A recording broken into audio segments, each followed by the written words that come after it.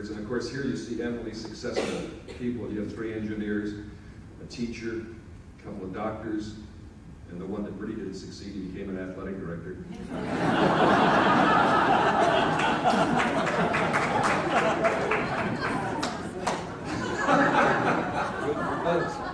But the Arkansas team, whether it's attributed to what happened, they actually had a team good enough, they felt, to win the NCAA.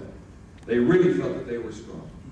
And then they pulled out. And the story, as it went on, one of them committed suicide, and one of them was an alcoholic for the rest of his life, which may have been a traumatic experience that resulted.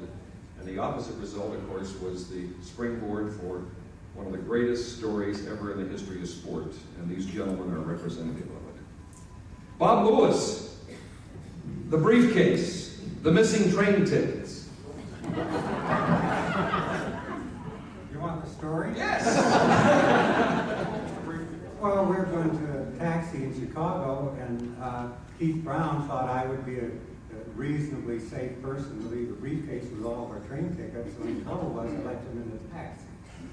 And we had to change train stations, and this was a Sunday. There were no ways for Keith, who tried to reach Ned Irish in New York and everybody else, to see if we could get tickets. And there were 8,000 yellow cabs in Chicago. And we were lucky enough that the last resort, I think, and Keith knows the story better than I do, because that was part of his headaches. That's why he was scared. He went out and looked, and a taxi guy came by and said, "Did some tall guys have this in a cab?" And a briefcase and a ticket.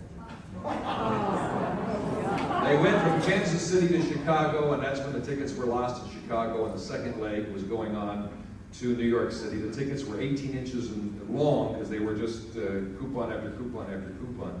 And he found some skinny kids hanging around the train station and knew those were the ones that belonged to the tickets. But it almost didn't make it. And talk about your tennis prowess. What was the story with Pancho?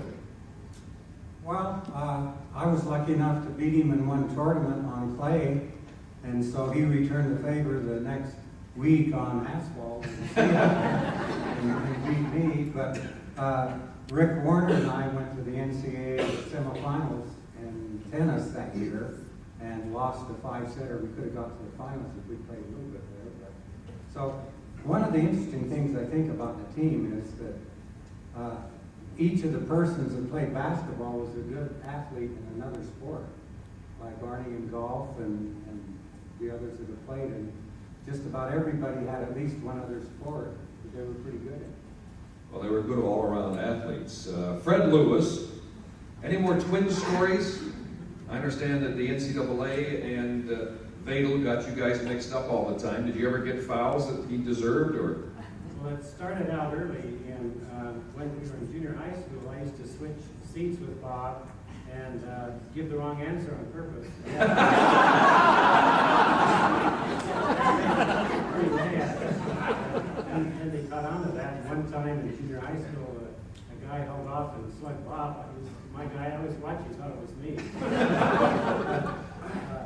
Yeah, they mixed us up a couple of times. I remember one time, Pete Couch came back in the dressing room. They were told, "Come on, take your stuff off." I didn't know what I'd done wrong. I thought I sent you to the showers. Sent me to the showers, and he said, "No, I meant your brother." So I dressed and went back in. But when we were playing in Colorado, that was the only game that Bob fouled out at halftime. And at halftime, they looked quiet at me and just read the riot act to me. There was a snicker around the rest of the guys. They knew he was talking to the wrong Lewis. I think the best is it only took me 50 years to be promoted to varsity because the newspaper got it mixed up and had my name instead of on it. So we've had a lot of fun with being a twin. Fred, they mentioned that they happen to be proficient in another sport, but Fred happens to be proficient as a poet. And he's written this poem that everybody on the team is going to get a copy of. And it's called Captain Fred Sheffield. There was a young lad from the farm who would never do anyone harm, except opposing basketball foes who would dare to step on his toes. He had so much spring in his foot, he's in the high jump record book. He could tip in a ball in a hurry while his opponent was still in a flurry. As captain of this young team, he helped them fulfill a wild dream. When the going got rough in the game, with baskets to the rescue he came. In a scrimmage in New York, his ankle got caught in a torque. A torn ligament before the big game was bad news because it made him lame.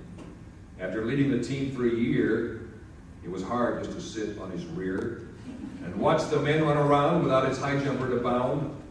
What might have been the score with a healthy chef on the floor? Can't help but think that the stats wouldn't have been as close as that.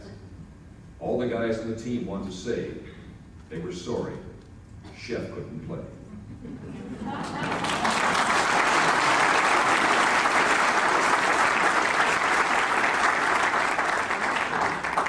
Well, Dr. Sheffield, what about that scrimmage with Oklahoma A&M in the YMCA located on some upper floor in some building in New York? What happened? Well, that was a scrimmage that we had the day after the night we got beat by Kentucky. And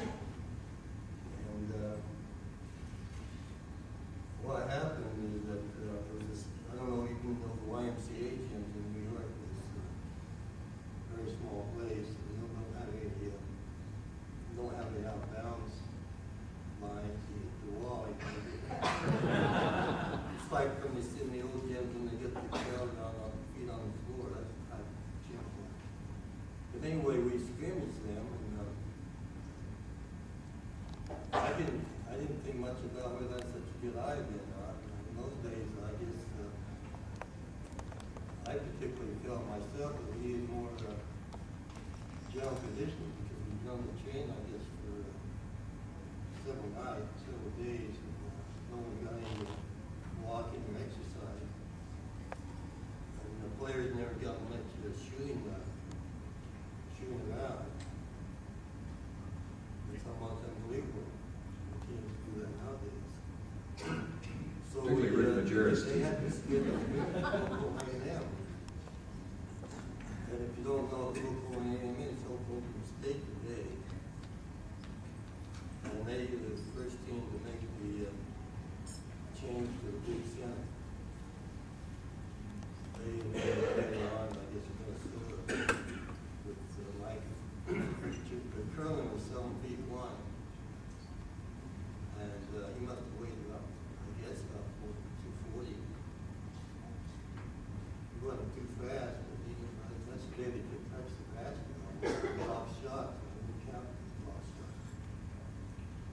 The block shots legal. So the only way to beat Oklahoma A&M was the fast break. When that gymnasium, you get a fast break because you hit the ball and you're running down the court. So all that game was played under the basket. Type of game that Herb played, defensive rebound.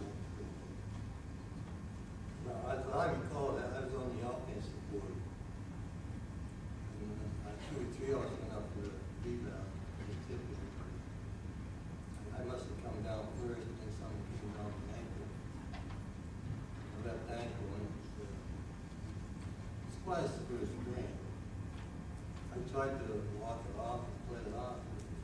It's kind of yeah. I never said what you did. But Fred Lewis and I were talking the other night, and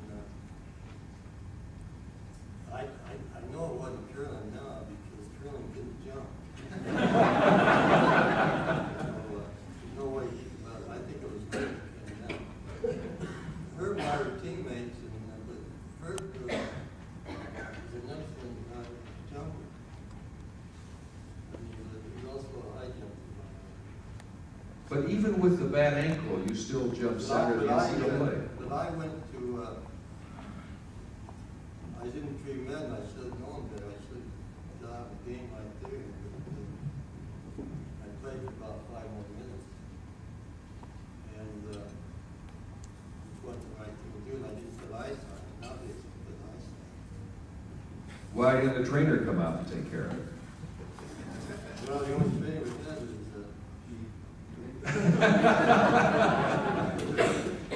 well, he had a trainer, Mr. Brown there, but we didn't even have the funny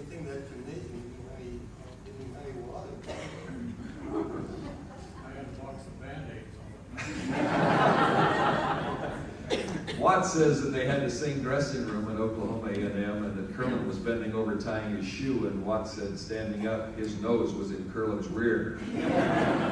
A big player. But Ferrin revolutionized basketball, and it was during the war, and it brought the high, large center to the forefront. Because people don't realize how tough those teams were playing. But it had to be traumatic for you, because here you are, this the kingpin, the center of the team all the way through the season, and you get to the NCAA tournament, the NIT, and you have to play lane. Well, I was not 100% from then on, no question about that. But the angle, I did get to go to Kansas City, and I saw the training of the St. Louis Cardinals, who helped me a great deal. Got an X-ray, and he told me a few things. I got some diagrams, a few other things. So I did get a training in Kansas City. Lucetti is credited with inventing the jump shot. How come with your jumping ability you never shot a jump shot? Well, Lucetti was I never saw him play, but I seen him on motion picture. But Lucetti, I don't think was a jumping jump shot. He just revolutionized basketball from two-handed shots to one-handed fish shot. I think that he's the first man that did it to one-handed fish shot. Did Veda let you shoot a jump shot? No, Vale never did a jump shot. The shots that Arnie used to shoot, and I think Kurt would walk, and Lewis's too, I think we can all shoot it. It's a running jump shot. Running hook shot, too. Running hook shot. From either side, most times shoot left and right handed. Used the hook shot, but he didn't pull up so much as they do now. And stop and then shoot quickly. He didn't use that shot. I wish I thought about it sooner. Well, with Sheffield down lane, a young, I guess 17-year-old freshman, I was 18. I'm talking about Arnie now, came into his fore and became the third leading scorer in the NCAA tournament. He had 22 points in that championship game. And your game came together right at tournament time, right at the right time, didn't it? Well, I finally passed me the ball.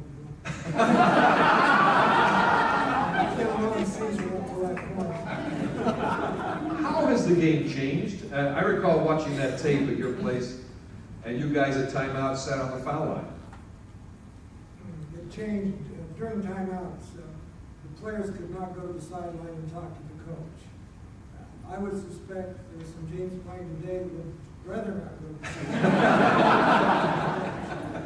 It did give us an opportunity as players to sit down and talk about what we thought would work. And the coach really only got to us before the game and at halftime. But during the game, if you saw the film, we'd kneel down at the foul circle and we'd talk about what we were going to do and how we wanted to do it. The only contact he would have, he sent a sub in.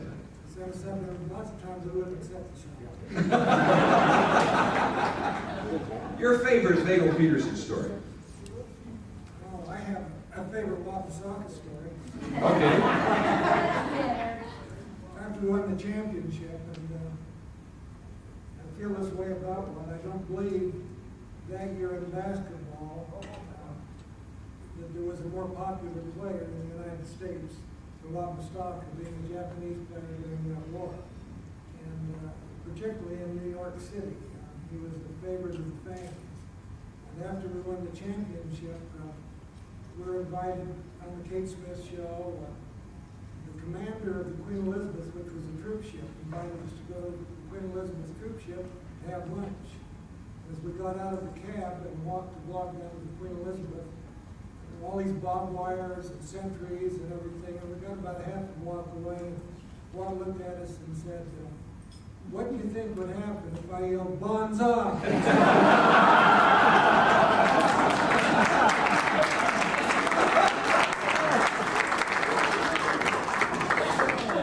I did feel that it was a time when sports transcended war. And here we were at war with the Japanese people, and his acceptance because of his ability and because of the way he played the game. basketball fans in the United States, maybe those are really very popular players. So I thought that's a great thing to say about sports. Boy, it certainly was home in Utah, because I remember, as I said, I sneaked in, and that was a great hero of mine to see him at Idaho. Back in, One thing I'd like to say, I don't know that the story for the people that played just in 44 and then went on has ever been told. Watt and Dick and I came back and looked at the University of Utah. I think it'd probably be surprising a few people to know that of the 5 of us that played, 4 of us played professional basketball. And that was at a time when there were only 12 teams in the NBA. And the 5th one was Watt, who played, I guess, up to the next to last cut for the New York Knicks. And a tribute to Fred Sheffield, that he was a good enough basketball player that while he was going to medical school, the Philadelphia Warriors asked him if he would play their home games for them. Because of medical school, he couldn't travel with them. So Fred, the best job in professional basketball, stay at home, play the home games. that's true. So they really were, if you look today and see college teams, there are not very many college teams where 4 of the players go on to play in the NBA. And the 5th one had a pretty good chance to be good with another team like college would play in the NBA. So I don't think people know that. They were great athletes.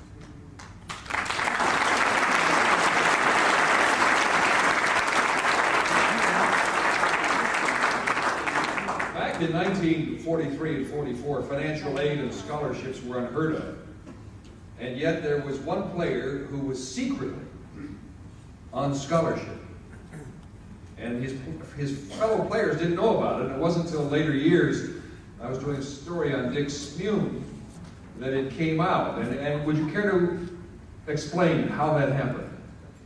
Dick, be careful, my son's in the we were thinking about filing discrimination or the university because the scholarship was secret.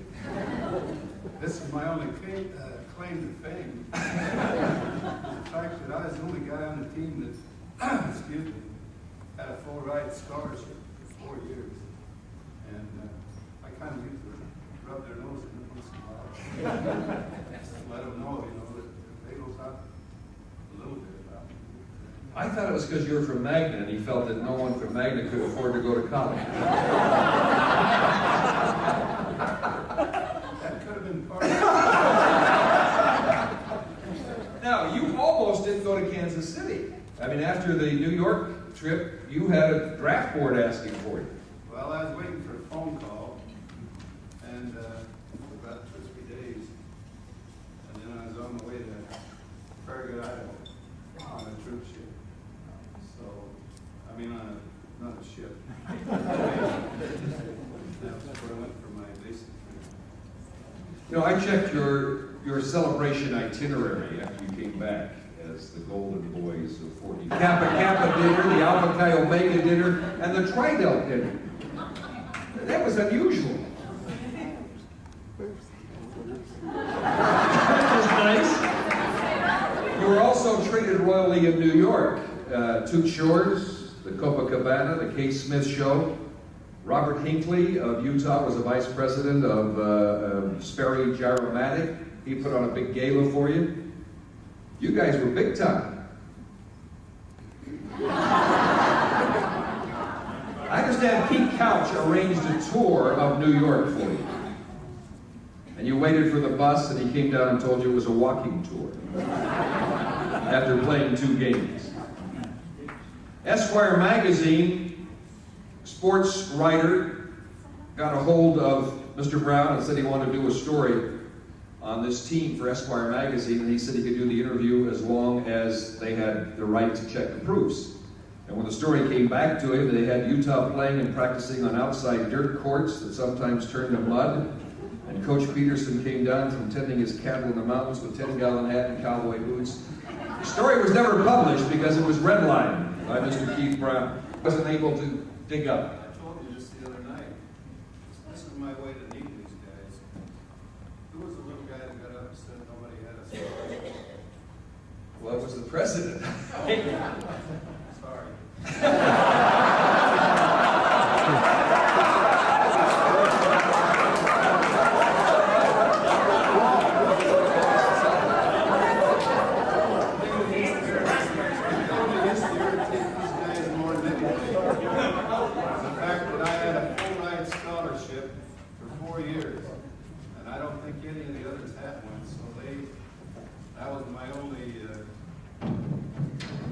thing I could hold over. I didn't have a full ride. You get a full ride from Baylor, you get a ride. By the way, I'd like to know who the guy was that used to smoke. I don't think it was on this team, but I know it was on one of the others, because Baylor called me in to my senior and junior year. He says, Dick, he said, I want you to quit smoking. I said, Baylor, I've never smoked. He said, I know, but I want you to quit. If you guys know Baylor, you said right away, okay, I quit. Herb. Yeah, I was thinking of the time that we scrimmaged with Foothills Curlin. Just a little sideline story. I remember I was guarding him, and he was a full foot taller than I was, and he threw the ball back out to the guard, and it went way over his head, and he says to himself, I wish that little SOB would get off his knees. Curlin was the first big man, Curlin and Mike, and the two big men in basketball. And Ferrin was 7'1", and Mike was 6'9", and they don't move like they do today, but they started the big man series of basketball. Well, this is basketball history. The Golden Boys of the University of Utah, winners of the national championship as well as the NCAA championship in 1943-44. And gentlemen, we all love you. Thank you very much.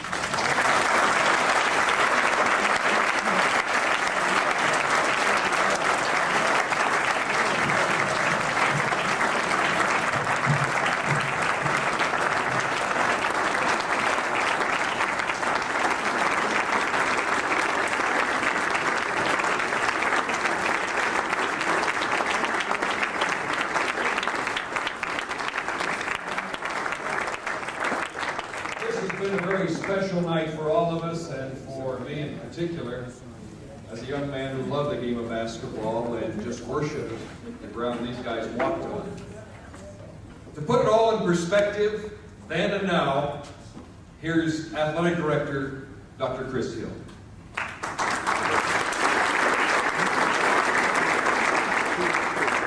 don't know if I can put it all in perspective, Bill, like you do. I really don't.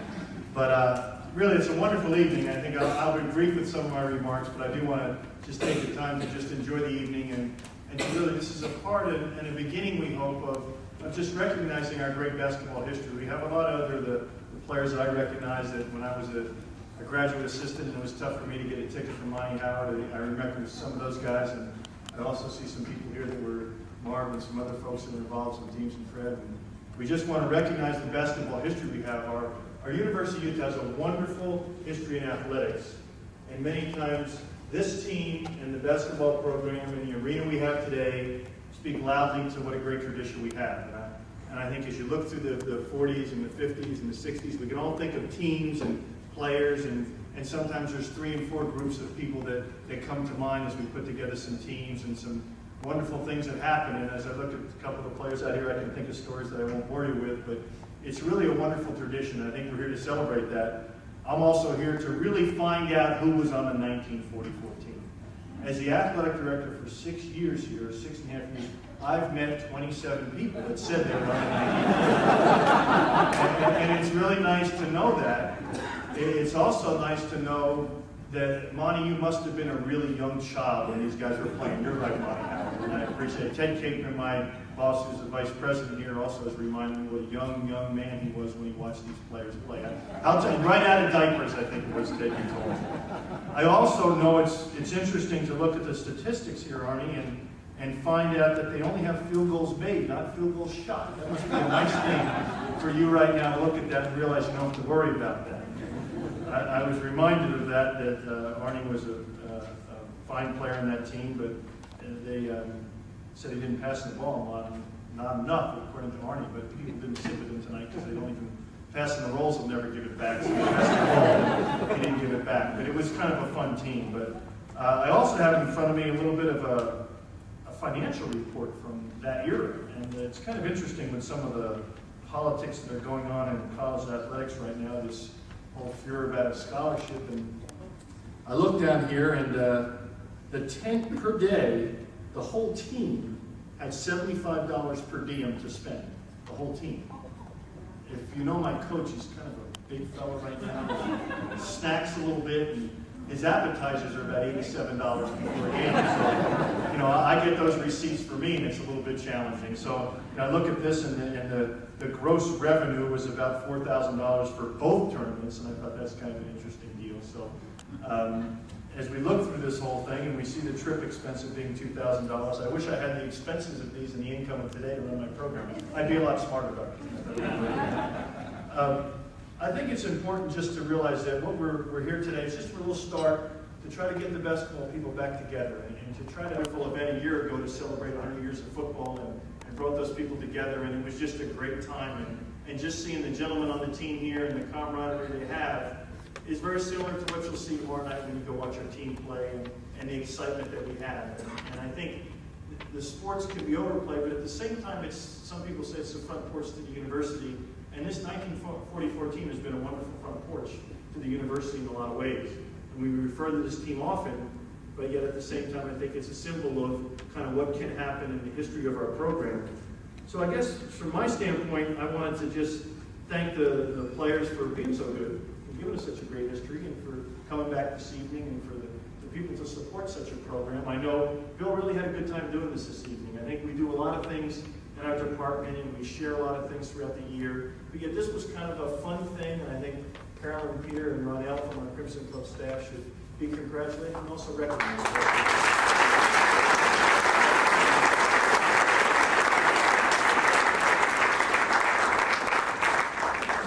And I just think that this history continues on, and it's a wonderful thing, and the University of Utah is one of the best institutions in the country, if not the best in my mind. And the athletic program has started to mirror that a little bit, and we're hoping that we can continue to have teams you'll be proud of and individuals you'll be proud of, because we're very proud of the people in this room. And I want to thank you, and I also want you to enjoy the game tomorrow night, and also give a big cheer for this team when they're out there at halftime, because we'll split us on more in the second half too. So thank you for being here, and we have a good evening. Thank you.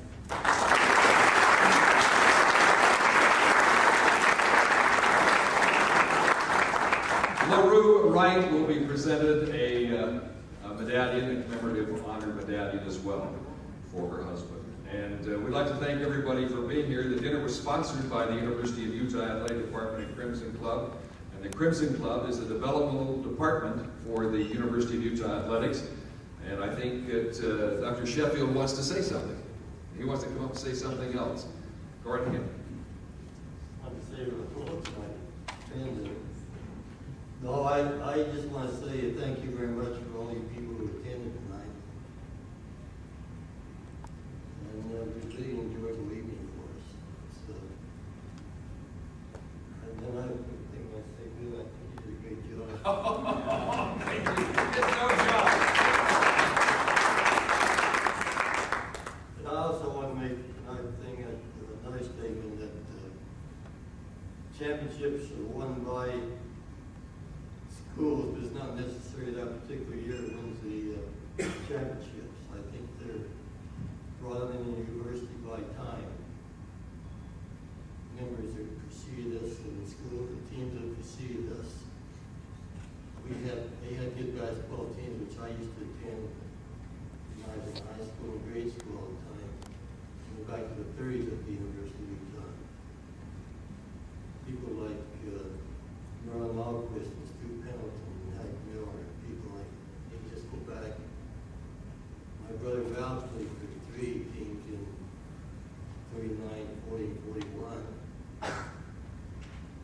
42, I guess, Joe. So Ron Benyon, Deb Smith, those are some teams. And also, I had an excellent privilege of playing as a freshman against the Wyoming team. Comanich and Weir and Sailors, and they won the NCAA. So we're talking about first going up in conference reputation and then building up the school reputation. Just to remind you all that 1942, Stanford won the NCAA basketball championship. Same thing we won. 1943, Wyoming won it. 1944,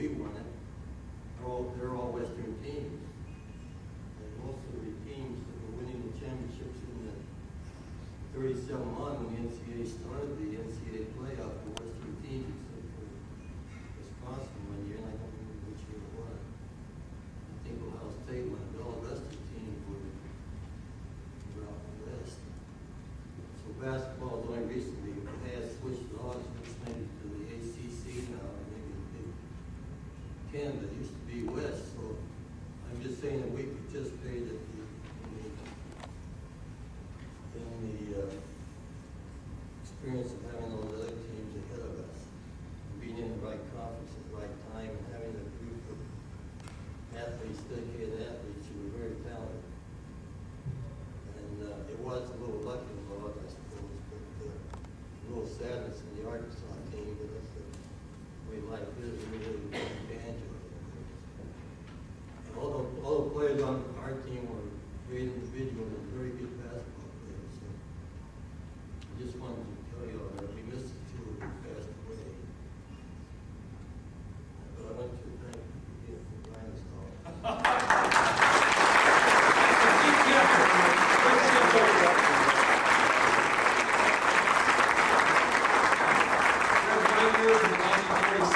Championship team, Kobe Levitt, Mike Dunn from WAC championship teams will have 150 years, about 20 years from now, or 30 years from now, honoring you gentlemen as well.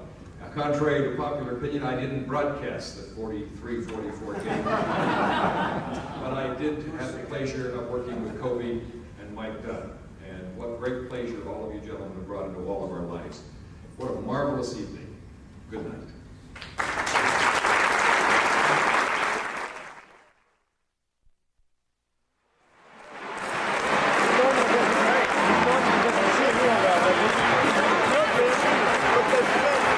Time, we are pleased to make one of the most special presentations ever at a Run and Ute game. With us tonight at center court are Ute Athletic Director Dr. Chris Hill and University of Utah President Dr. Arthur K. Smith.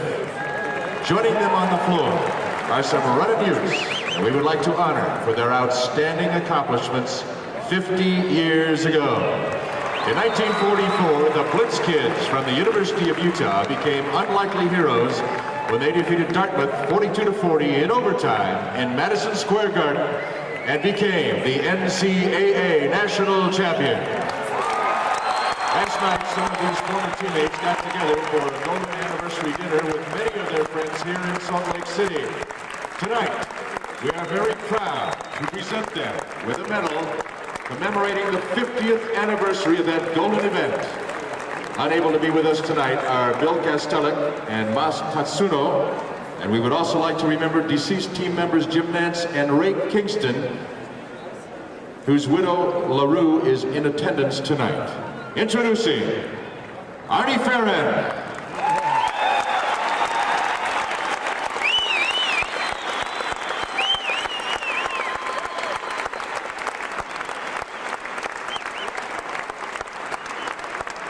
Bob Lewis.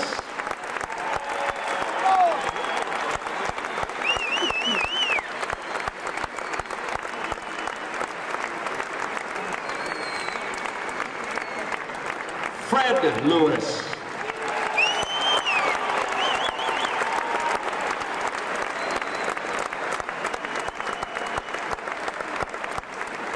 Wat Misaka.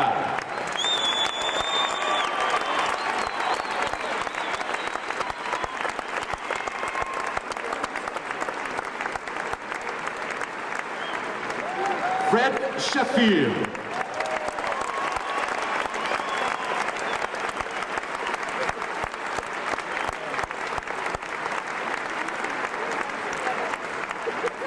Dick Smoon.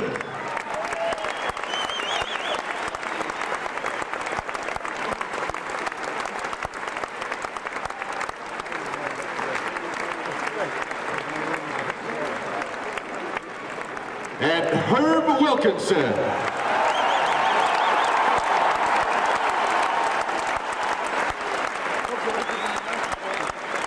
Ladies and gentlemen, the Blitz Kids, the NCAA champions, your 1944 Run Utes.